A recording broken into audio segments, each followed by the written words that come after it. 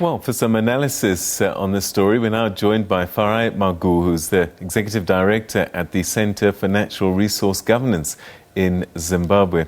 Farai, thanks very much indeed for joining us. Welcome to the programme. The last time I spoke to you, we were talking about gas pipelines to Mozambique, and whilst people were getting excited, there was a whole other side to that story.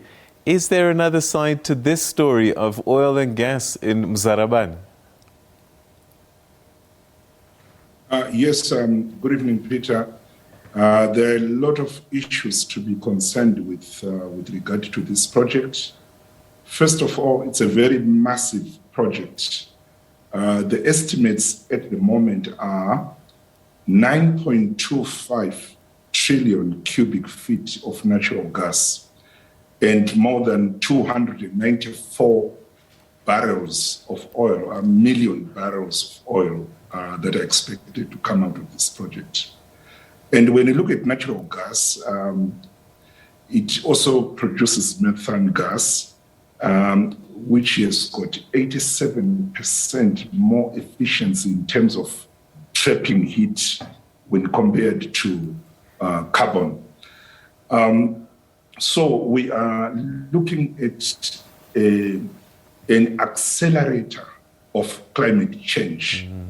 Even if they fail to find oil, the plan is to also liquefy the gas into oil. So this is a massive investment into dirty energy.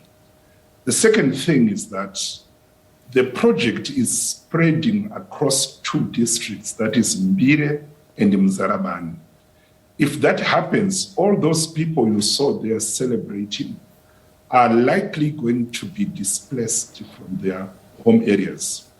Special grant 4571 has already been issued for this project, which means that area is now owned by Geo Associates. And that chief you saw there is likely to lose his chieftainship to this project.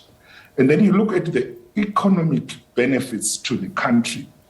The negotiations for this project have been very murky, they've been secretive, very similar to the pipeline project we talked about earlier, very similar to what we saw in Marange about a decade ago when multi-billion diamond fields were discovered. And what did the ruling elites do? They went on to form very clandestine companies, which went on a looting spree. And after 6 years of continuous looting, former president declared that 15 billion had been stolen. So there is very little to celebrate from many angles if I look at this project.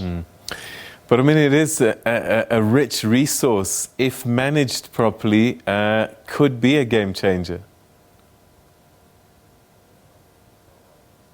It can be a game changer, indeed, but we also look at policy contradictions. When you look at this project, the government has invested a lot of money in climate change response strategy. Right now, this year alone, I think we've spent millions of dollars in workshops and retreats where government is coming up with policies to mitigate climate change. Right now, I think we are ready to send a very big delegation to Scotland to attend COP26 conference.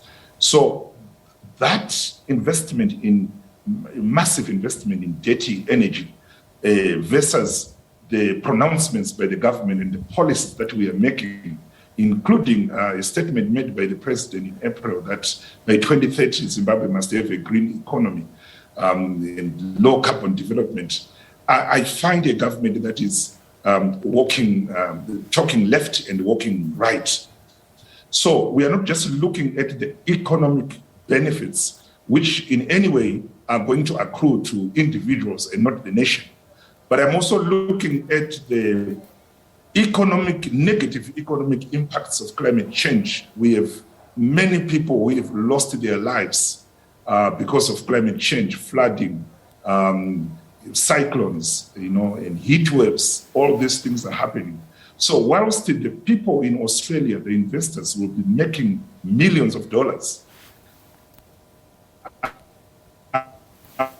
also looking at the vulnerable people in Zimbabwe. But Cyclone Idai, which displaced thousands of people, killed hundreds of people.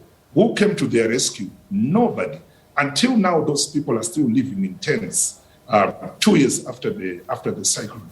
So yes, we will be hearing about staggering figures, but we must also think about the negative economic impacts, the displacements, the destruction of bridges, of roads, of homesteads and lives.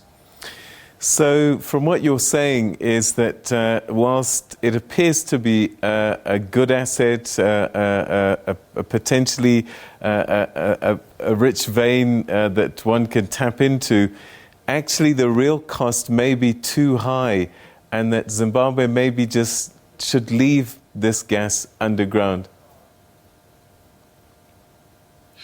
I would really appreciate if the same money they want to pour into drilling oil and gas can be deployed to renewable energy, which is cleaner and even more sustainable, that will save more lives. Otherwise, if we are going to accelerate climate change, we will see again the leadership begging for alms and donations to save lives because of the impacts of climate change. So yes, the effects of this project outweigh the supposed benefits. And unfortunately, the victims don't have the space to speak, like the investors that we have heard talking, who always talk in monetary terms. They always control the media, but the real victims are in the rural hinterlands. They will not have that chance to express how climate change is ruining their lives. You talked about corruption, particularly around minerals, Marange you mentioned, and I'm reading here that petroleum companies are under fire for forex dealings. So it's quite worrying that even before an ounce of gas or oils come from underground, that the sector generally is under a shadow. Peter, the sector, the fuel sector in Zimbabwe is in the hands of cartels and organized criminal gangs. Right now, fuel that goes to Zambia, it passes through Zimbabwe. But Zimbabwe has got the highest fuel in the region, more expensive than in Zambia, which is transported through Zimbabwe. They get money from the Reserve Bank, and then that money, they get it in US dollars, but they return it in bond notes. So it's kind of a money spinning sector where these networks have got access to the Reserve Bank of Zimbabwe to get money.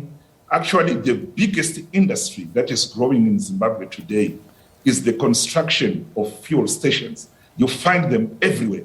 And anyone who is setting up a fuel station in Zimbabwe today is part of the cabal, it's part of the criminal network that is milking citizens. So that project in Muzarabani and Mbire is actually maybe we can say new kids on the block. It's people who are joining a cartel that is already milking Zimbabweans and making life very unbearable for the ordinary citizen.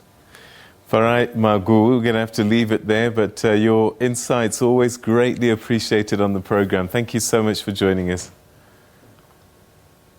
Thank you very much, Peter. Aiwa tatenda shukuru maita basi.